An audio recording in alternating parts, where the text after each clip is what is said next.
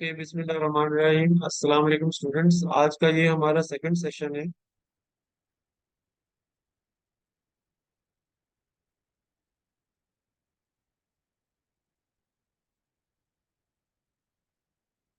इस second session में हम चैप्टर 2 के कुछ मजीद टॉपिक्स जो है वो स्टडी करेंगे।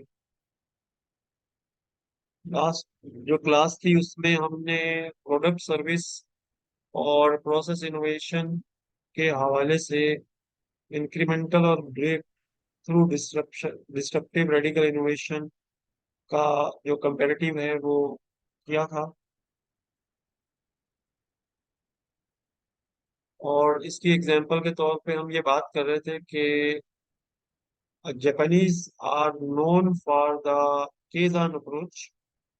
ये उनकी एक क्वालिटी इंप्रूवमेंट की अप्रोच है, which is a continuous effort to make product, service and process better, more effective and efficient by reducing cost or improving the quality। तो Japanese are using Kaizen incremental, whereas companies such as Google may have been breakthrough innovators, but they may continue with also incremental innovations by introducing new products or services that are not necessarily radical in the context। इसको थोड़ा सा मजीद देखना पड़ेगा कि किस context में ये बात कर रहा है। But the Google is known to introduce many new things जो कि मार्केट में जो है वो और काफी इंटरेस्टिंग है। जैसे गूगल ग्लास जब जो है वो इंट्रोड्यूस हुआ, और उसके बाद जो है वो जो आइस है, आइस के जो रेटिना है स्कैन करके उसकी मदद से डायबिटिक्स जो लेवल है, शुगर लेवल उसका, उसको मॉनिटर करना। और इसी तरीके से मजीद जो अगर आप गूगल की वेबसाइट भी देखेंगे तो उसकी प्रोडक्ट्स में आपको बहुत सारी चीजें नजर आएंगी, और उनमें से कुछ का ताल्लुक हेल्थ से भी है। अब हम थोड़ा सा आगे चलेंगे।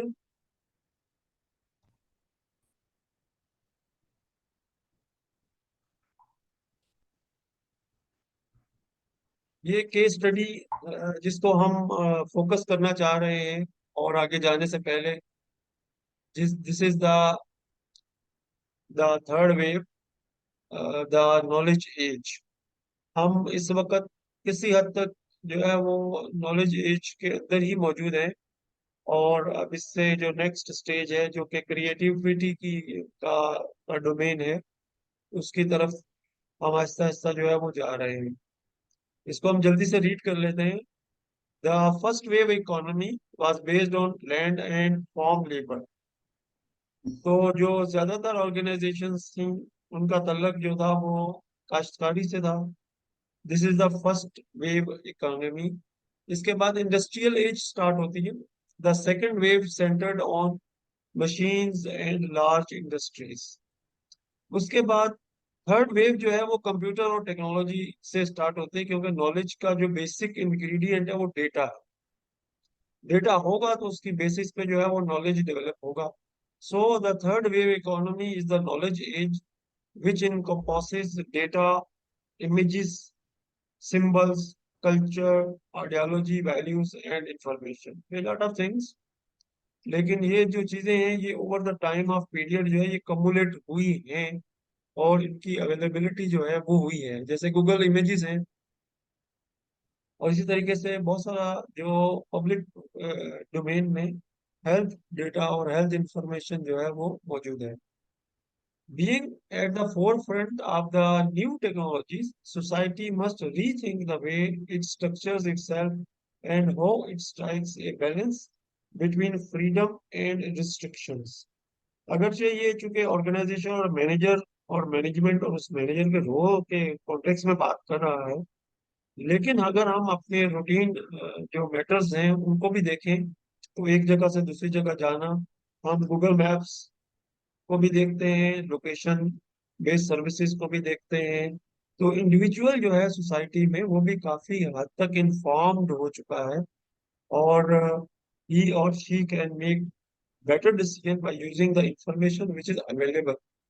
ठीक है। पहले तो पूछना पड़ता था, अभी भी किसी हद तक पूछना पड़ता है, लेकिन अब उसका जो है वो कम हो गया है।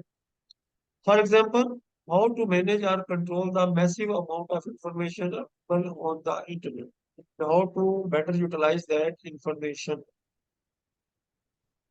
साइबर स्पेस, जिसको इंटरनेट भी कहते हैं, is a bio electric electronic environment that exists wherever one can find telephone and coaxial cable, fiber optic lines और इलेक्ट्रोमैग्नेटिक वेव्स, यानी जहां जहां भी स्मार्टफोन हम यूज कर सकते हैं, इंटरनेट यूज कर सकते हैं। ये अब बायो यानी ह्यूमन और इलेक्ट्रॉनिक यानी स्मार्टफोन, इसका एक कॉम्बिनेशन, एक एनवायरनमेंट, एक नई एनवायरनमेंट तख्लीक हो गई है, जिसको हम साइबर स्पेस भी कह सकते हैं। It requires a rethinking of centralized versus decentralized, organizational hierarchy versus empowerment, and vertical versus horizontal organization structure, just to mention a few। थोड़ा सा एक्सप्लेन कर लेते हैं इसको। वर्टिकल ऑर्गेनाइजेशन वो होती है जहाँ एक टॉप टू बॉटम जो है ना वो अप्रोच फॉलो की जाती है, डिसीजन ऊपर से आते हैं और इम्प्लीमेंट होते चले जाते हैं। ये एक एग्जांपल है, एक टिपिकल एग्जांपल है। लेकिन जो हॉरिजॉन्टल ऑर्गेनाइजेशन स्ट्रक्चर्स होते हैं, उसमें एक ही ऑर्गेनाइजेशन के डिफरेंट यूनिट्स जो है वो मिलके काम करते हैं, और जो पीयर्स हैं वो एक दूसरे का इम्पैक्ट और एक दूसरे की हेल्प से जो है वो अपने गोल अचीव कर लेते हैं, और एक स्टेप वर्टिकल ऑर्गेनाइजेशन से आगे बढ़ जाते हैं। आल्दो इसके कुछ प्लस माइनस ड्रॉबैक्स और डिसएडवांटेजेस भी हैं, क्योंकि इसमें जो है वो बाइसेस भी आ जाती हैं। और लेकिन जो वर्टिकल ऑर्गेनाइजेशंस हैं वो एक टिपिकल सिनेरियो में अच्छा परफॉर्म करती हैं, और जनरली हॉरिजॉन्टल ऑर्गेनाइजेशनल स्ट्रक्चर जो है वो प्राइवेट ऑर्गेनाइजेशन स्ट्रक्चर्स में ज्यादा सक्सेसफुल है। Organizational hierarchy versus empowerment, that mean there is some leverage to the manager to perform his or her duties, यानी मैनेजर जो है वो कुछ काम अपनी मर्जी से भी कर सकता है। अच्छा बेटा, आप लोगों का सवाल है कोई? मैं यहाँ ब्रेक लेता हूँ, आप लोगों को कोई सवाल है तो बेटा पूछे।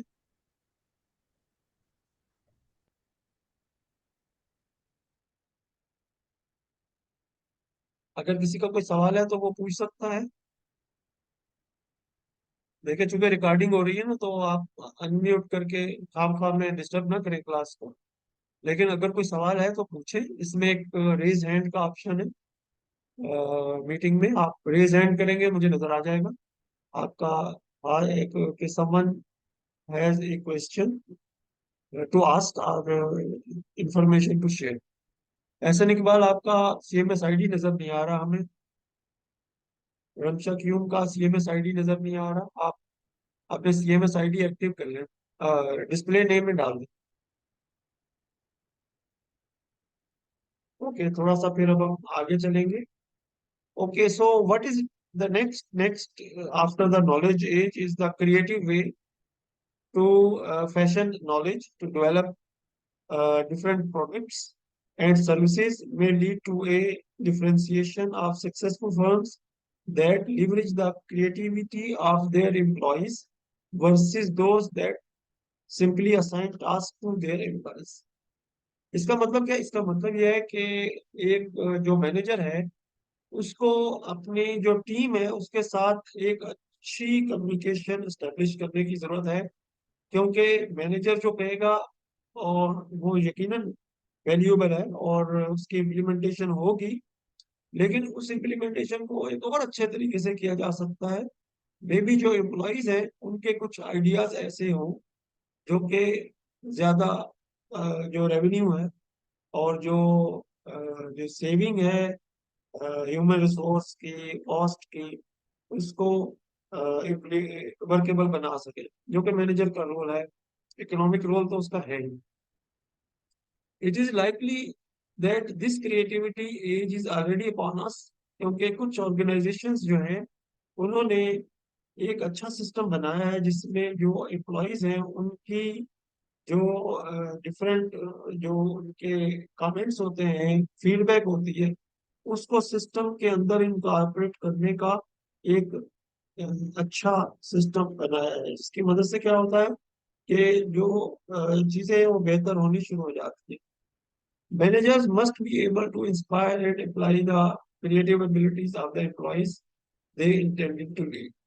ये सिर्फ एक मेथड ही नहीं है। दूसरा मेथड ये है जिस तरीके से डॉक्टर्स, इंजीनियर्स और अदर प्रोफेशनल्स जो हैं, क्योंकि तमाम प्रोफेशंस जो है वो रिस्पेक्टेबल है, और हेल्थ का प्रोफेशन तो वन ऑफ द प्राइम और नोबल प्रोफेशंस में आता है, जिसके अंदर जो है वो प्राइमरीली एक ह्यूमन को हम हेल्दी, या सोसाइटी को हम हेल्दी रखना चाह रहे हैं।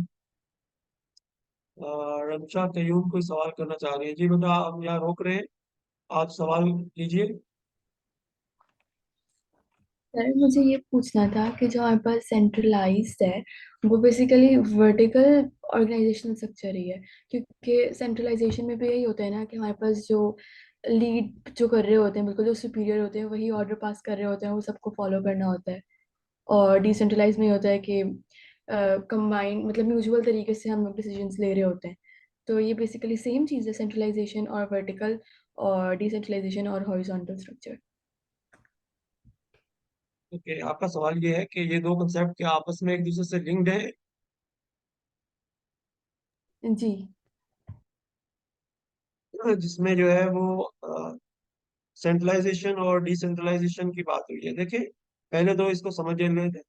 सेंट्रलाइजेशन का मतलब आप एक सिंगल ऑर्गेनाइजेशन की बात करें, जैसे एक ही टीम है और एक ही टीम के अंदर जो है वो काम हो रहा है, तो अब ये एक व्यू जो है ना, ये एक सेंट्रलाइजेशन का व्यू नजर आता है इसके अंदर।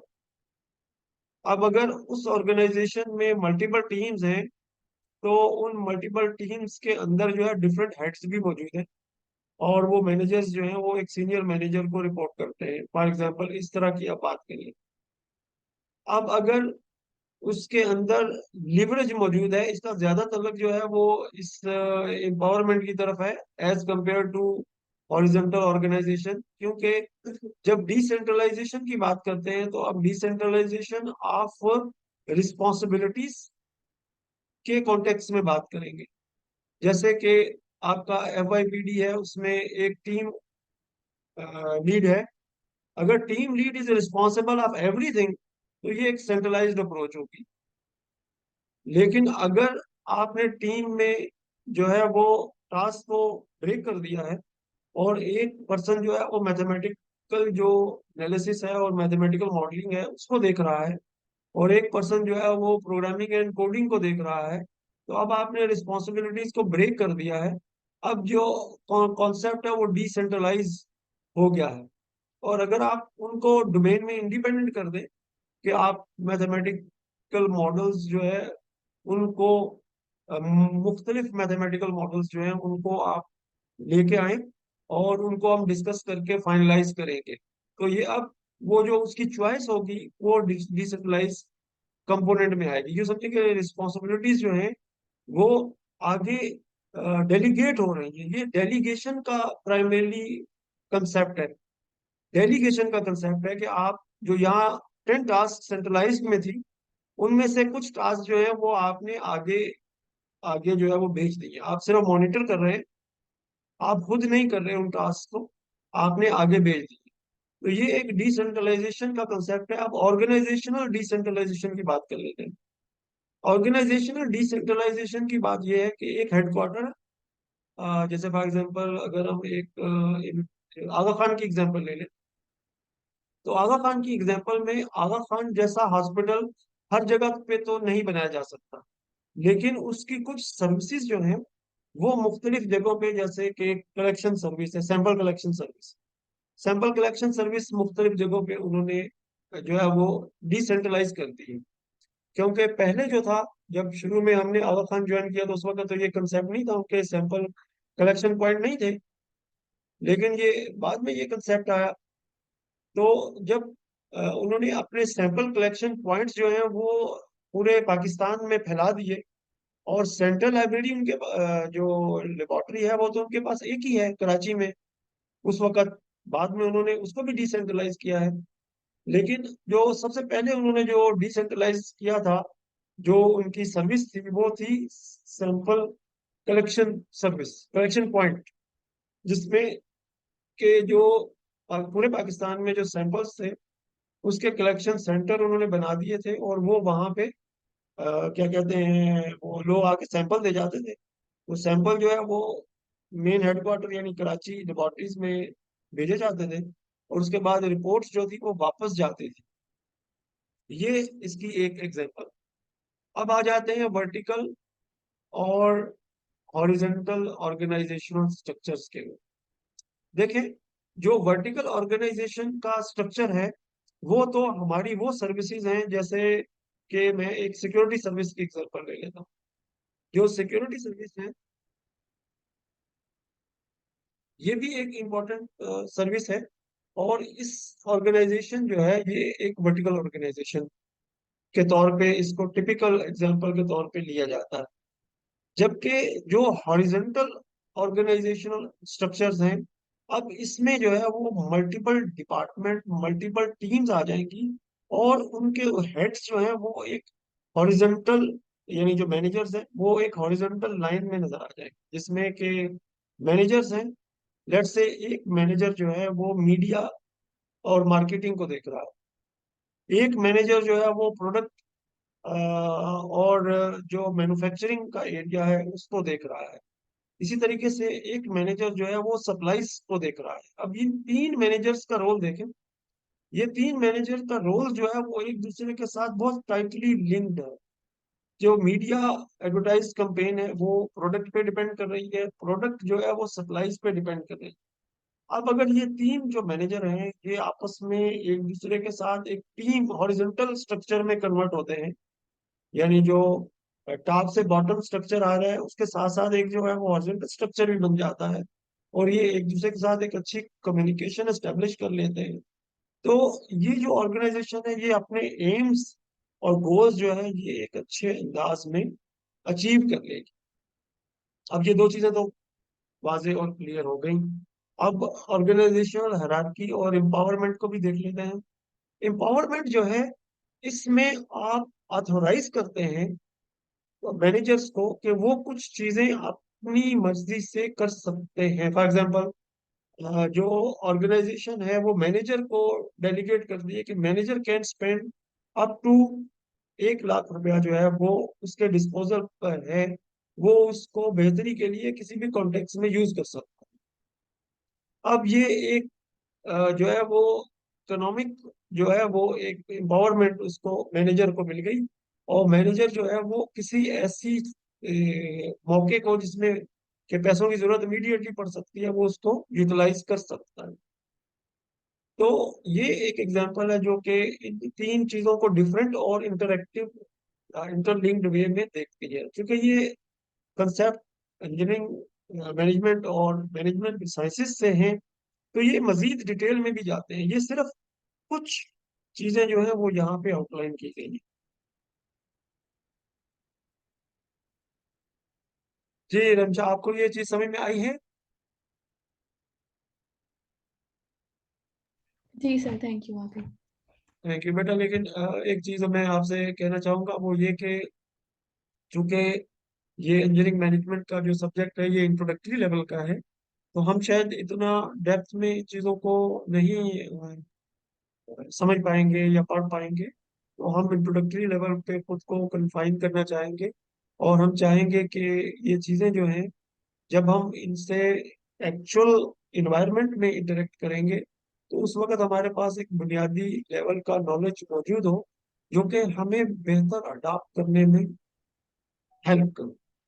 Okay, what is next? अब हम यहाँ तक चलते हैं। What is next is the need for creative ways to fashion knowledge to develop the products which are attractive, and services may lead to differentiate of successful firms that leverage the creativity of their employees। ये हमने बात कर ली कि जो major source होगा वो worker होगा, क्योंकि मैनेजर बजाते खुद ऑर्गेनाइजेशन में उसका काम मॉनिटरिंग, यानी काम का जो प्रोग्रेस है उसको देखना और टाइमली कंप्लीशन इंश्योर करना विद रिड्यूस्ड कॉस्ट और इम्प्रूव्ड प्रॉफिट, उसका फोकस इस तरफ होगा। और जो वर्कर जो एक्चुअल काम कर रहे होंगे, एक स्टैंडर्ड ऑर्गेनाइजेशन की बात कर रहा हूँ, जो वर्कर काम कर रहे होंगे वो प्रैक्टिकली जानते होंगे कि किसी चीज को बेहतर कैसे बनाया जा सकता है।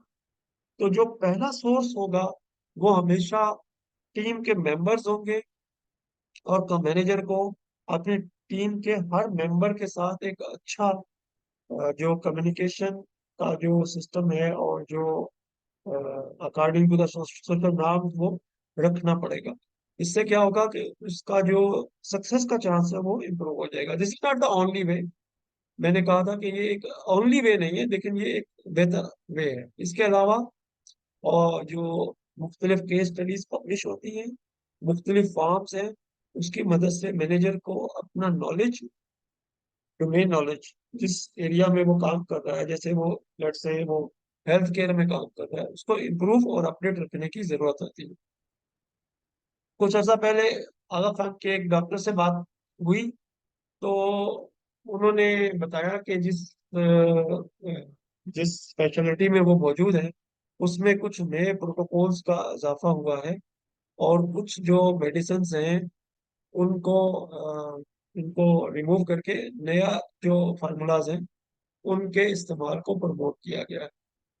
तो कहने का मकसद ये कि जो प्रोफेशंस हैं वो अपने जो डोमेन है उसमें अपने नॉलेज को बेहतर बेहतर करते हैं और बेहतर रखते हैं। अब हम इकोलॉजिकल इन्वायरमेंट की बात करते हैं, जिसके मेन इंग्रेडिएंट तीन हैं, यहाँ लिखे हुए: सॉइल, वाटर एंड एयर। ठीक है, सॉइल, वाटर एंड एयर। चूंकि ऑर्गेनाइजेशन में इन चीजों को मैनेज करना बहुत इंपॉर्टेंट है, पानी को, एयर की क्वालिटी को, और इसी तरीके से जो सॉइल ग्रीनरी है, और और चीजें जो पोल्यूटेंट हैं, वाटर को पोल्यूट करती हैं, उनसे खुद को, और एयर को पोल्यूट करती है, उससे खुद को बचाना है। तो उसके इंतजामात जो हैं वो ऑर्गेनाइजेशन में बहुत जरूरी है। इसका तरीका क्या है? इसका तरीका ये है कि स्टैंडर्ड्स को अडॉप्ट किया जाता है और स्टैंडर्ड्स को इम्प्लीमेंट किया जाता है। क्यों? क्योंकि अगर इन चीजों को डील नहीं करेंगे तो फिर मुख्तलिफ तरह के जो लीगल प्रॉब्लम्स हैं, और ऑर्गेनाइजेशन जो है वो उसके अंदर आ जाए। इसकी एक एग्जांपल यहाँ दी गई है, जिसमें एक प्लांट जो है, जो कि पेस्टिसाइड प्लांट था। ये जो फसलों के लिए जो अ, अद्वियात बनाते हैं, जिसमें मुख्तलिफ जो कीड़े मकोड़े होते हैं, जो पेस्टिसाइड होते हैं, उनको तल्फ करने के लिए। तो वहां से कुछ गैसेस जो है वो निकली, और उन्होंने काफी एरिया को मुतासर किया, और इस पे एक लॉ सूट भी फाइल हुआ, और आखिर में जो है वो 470 मिलियन में मामला जो है वो सेटल पाया। और इतनी पेमेंट जो है वो ऑर्गेनाइजेशन को करनी पड़ी उन फैमिलीज को जो कि उससे मुतासर हुई।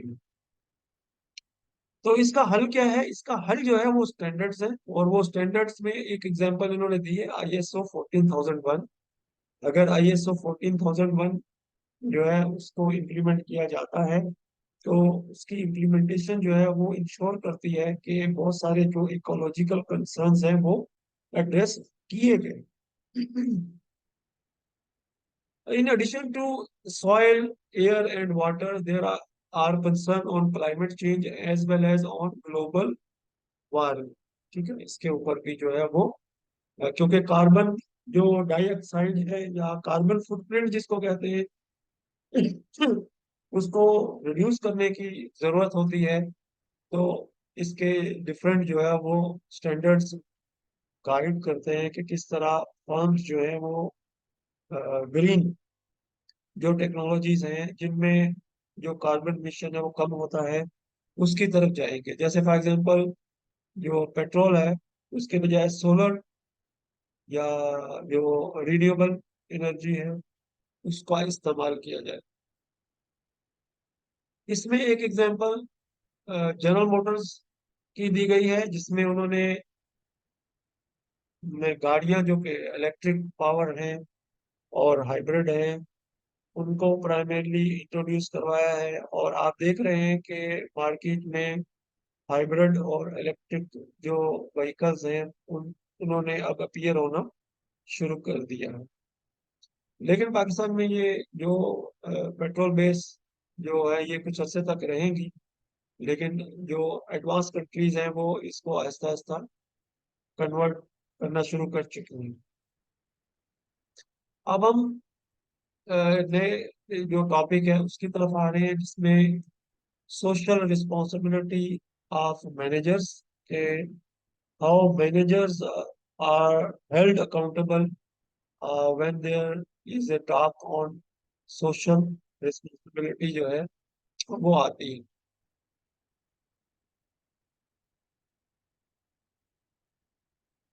ओके, इसको थोड़ा सा हम ग्लोबल पर्सपेक्टिव में देखते हैं। ये एक एप्पल और उसके कुछ प्रोडक्ट्स जो चाइना में बन रही हैं उनके हवाले से ये एक केस स्टडी है। इसको मैं स्किप करूंगा। मैं एक और केस स्टडी की तरफ जाऊंगा जिसका जो इसके बाद आती है।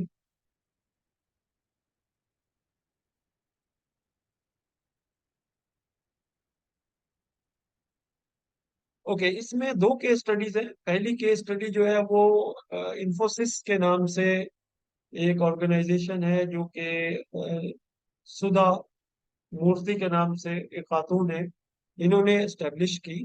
और इन्होंने जो है वो डिफरेंट जो बच्चे हैं या स्कूल्स हैं, गवर्नमेंट के स्कूल्स हैं, उनको लाइब्रेरी फैसिलिटीज और कंप्यूटर्स जो हैं उनकी मदद से जो है उनका जो लेवल है, या जो यूँ समझे कि उनका जो सीखने का, लर्निंग और टीचिंग का जो जो मेथड है उसको क्लासिकल या जो ओल्ड मेथड है उससे जो मॉडर्न मेथड है उसकी तरफ ये लेके आए। तो ये कंपनी जो है, इन्होंने एक सोसाइटी में, दैट मीन सोशल वर्क, एक सोसाइटी में एक चेंज लाने के लिए टेक्नोलॉजी का और लाइब्रेरी रिसोर्सेज का यूटिलाइज किया।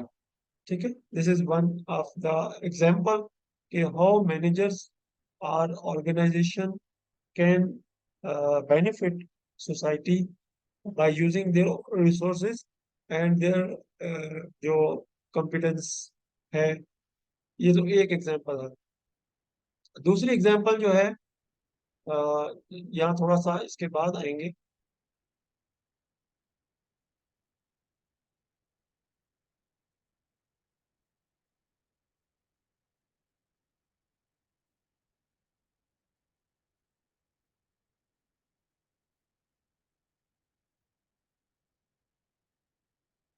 मैं जरा उसको देख रहा हूँ कि वो कौन सी केस स्टडी है, वो काफी इंटरेस्टिंग केस स्टडी है।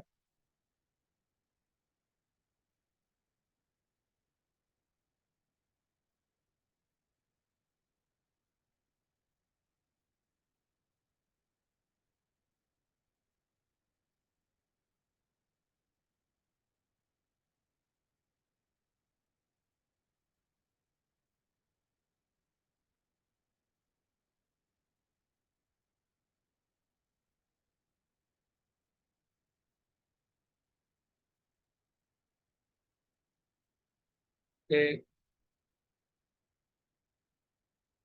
कि अभी इसमें मुझे वो नजर नहीं आ रही, लेकिन मैं उसको जो है वो अपने अल्फाज में बयान कर देता हूँ कि एक ऑर्गेनाइजेशन जो है उसने एक पॉलिसी अपनाई, और उस पॉलिसी में उन्होंने जो है वो गिव अवे, यानी जो चीज आप आसानी के साथ दूसरों को दे सकते हैं, इस जैसे इन्होंने कंप्यूटर्स और जो है वो लाइब्रेरी रिसोर्सेज को एस्टेब्लिश किया। इसी तरीके से गिविंग टाइम, क्योंकि time is very important, giving some economic benefits, क्योंकि जो कॉस्ट है, कॉस्ट ऑफ लिविंग में भी कुछ सोसाइटी के कंपोनेंट्स जो हैं उनको थोड़ा सा थोड़ा सा कॉस्ट से या पैसों से सपोर्ट करने से उनके कुछ जो बेसिक जो मसाइल हैं या जो नेसेसिटीज हैं वो सॉल्व हो जाएं। और बाय एस्टेब्लिशिंग एन इन्वायरमेंट जिसमें कि कुछ क्लीनलीनेस इन्वायरमेंट में और एयर क्वालिटी को बेहतर बनाने के लिए शजरकारी की मुहिम और इस तरह की और कई एक्टिविटीज जो हैं, ये किसी ऑर्गेनाइजेशन, एनजीओज या किसी भी ऐसे सेटअप से जो कि कमर्शियल सेटअप है, वो सोसाइटी के लिए करता है।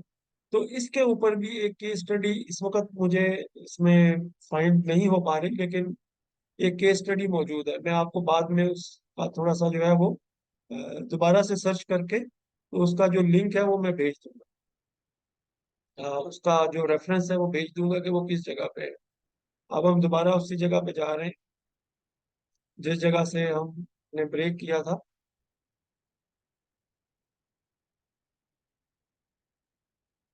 यहाँ, ओके।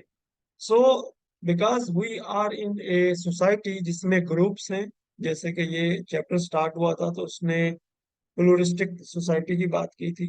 तो सोसाइटी के अगर दो सेगमेंट कर लिए जाएं तो एक सेगमेंट जो है वो बिजनेस की सोशल इन्वायरमेंट के अगेंस्ट है, और एक जो है वो सोशल इन्वायरमेंट के हक में है।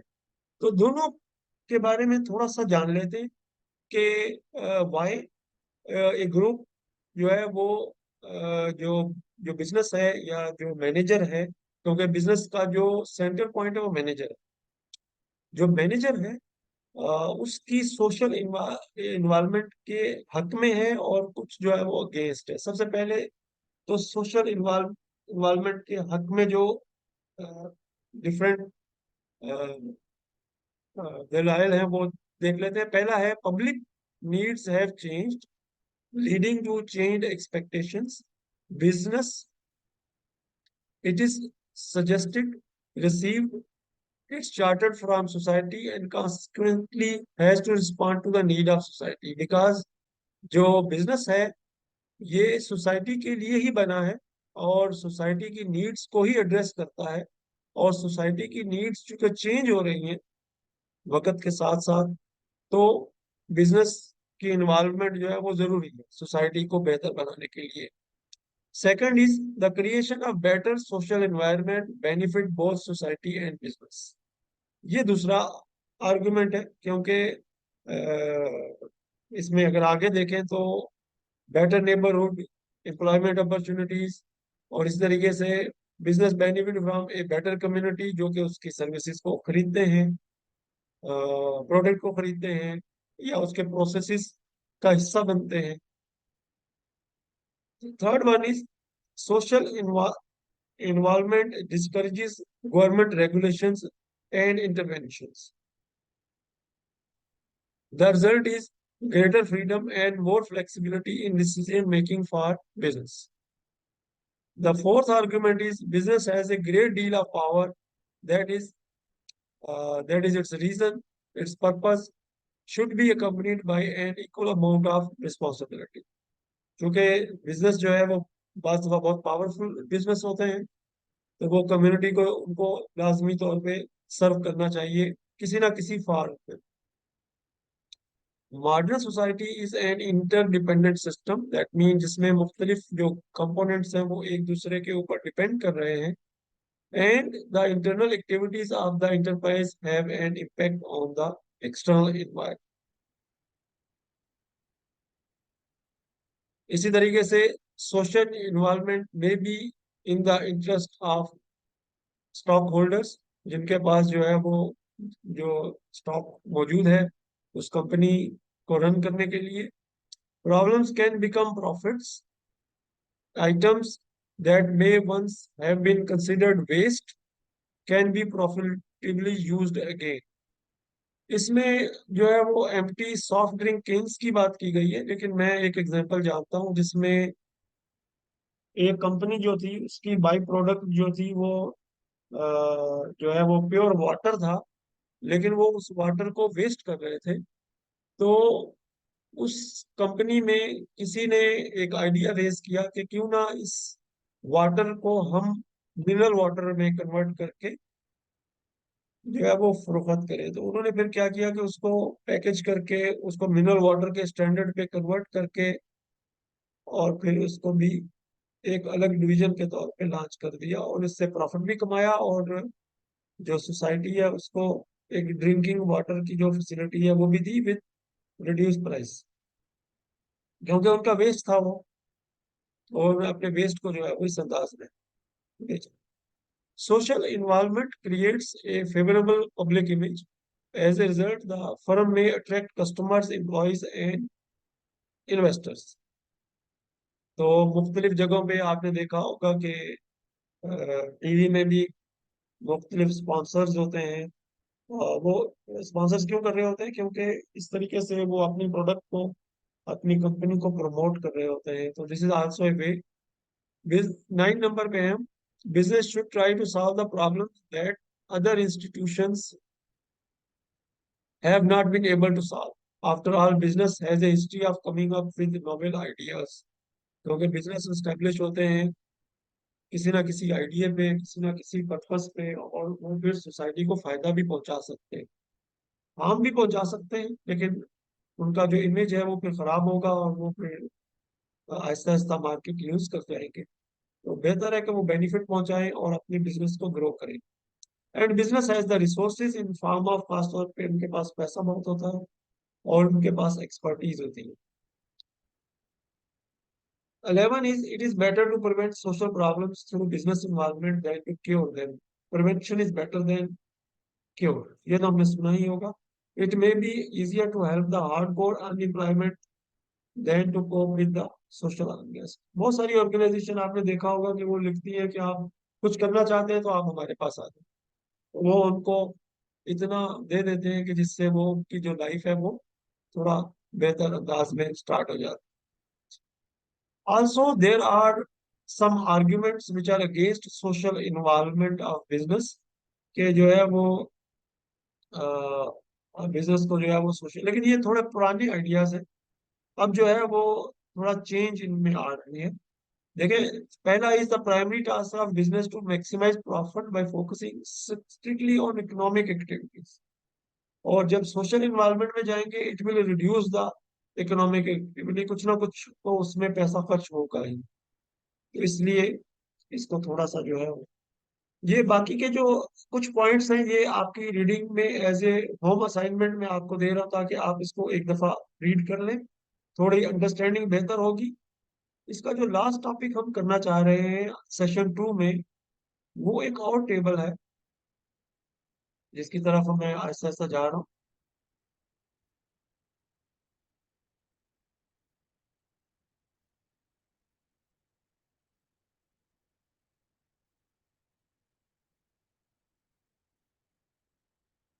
ओके, लीडरशिप के कंसेप्ट में, अच्छा ये नोट कर लीजिए, ये टेबल 2.2 है। अगर सेशन जो है वो खत्म हो जाता है क्योंकि टाइम खत्म हो रहा है, तो ये टेबल 2.2 जो है ये भी हमारी होम जो रीडिंग जो टास्क है उसमें आ जाएगा। इसमें कंपैरिजन किया गया है इथिकल लीडरशिप का और अनइथिकल लीडरशिप का, क्योंकि ethics is also a part social responsibility के साथ साथ। पहले पहला पॉइंट देख लेते हैं, using power to serve the good of the followers. जो लीडर है, लीडर के फॉलोअर होंगे, लीडर जो है वो अपनी पावर को यूज करेगा फॉलोअर्स को बेहतर बनाने के लिए। और जबकि अनएथिकल लीडर क्या करेगा, वो अपने आप को बेहतर बनाएगा, वो अपनी टीम को बेहतर नहीं बनाएगा, या अपने जो फॉलोअर्स हैं उनकी बजाय वो खुद को बेहतर बना रहा होगा। सेकंड पॉइंट देखिए, रिस्पेक्टिंग फॉलोअर्स एंड कलीग्स। और अनएथिकल में देखें, lack of respect for others. वो चाहते हैं कि दूसरे लोग हमारी रिस्पेक्ट करें, हम रिस्पेक्ट दूसरों की करें या ना।